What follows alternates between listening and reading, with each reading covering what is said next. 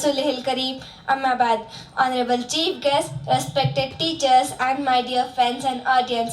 Today, the topic of my speech is 5 pillars of Islam. Islam has 5 pillars of faith that each Muslim must fulfill in his or her lifetime.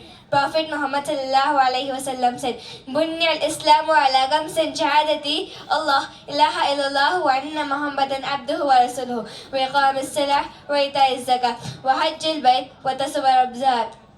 Rawahu al-Bukhari Muslim.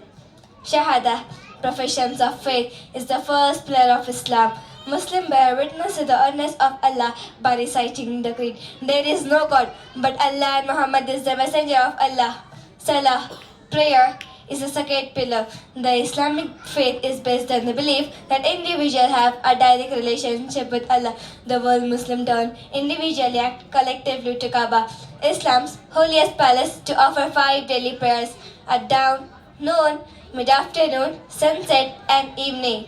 Zakat is the third pillar. Social responsibility is considered to part of one's service to Allah. Zakat prescribes payment of fixed amount of Muslim wealth for welfare to the entire community. Saum, fasting during the holy month of Ramadan, is the fourth pillar of Islam.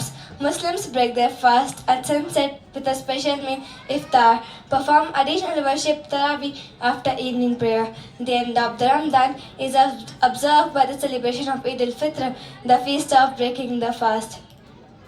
Hajj, the pilgrimage to Mecca, is the fifth and the most significant manifestation of Islamic faith and unity in the world. For those Muslims who are physically and financially able to make a journey to Mecca, the Hajj is a once-in-a-lifetime duty that is the peak of the religious life. Finally, I pray to Allah to guide us to perform all 5 pillars of Islam.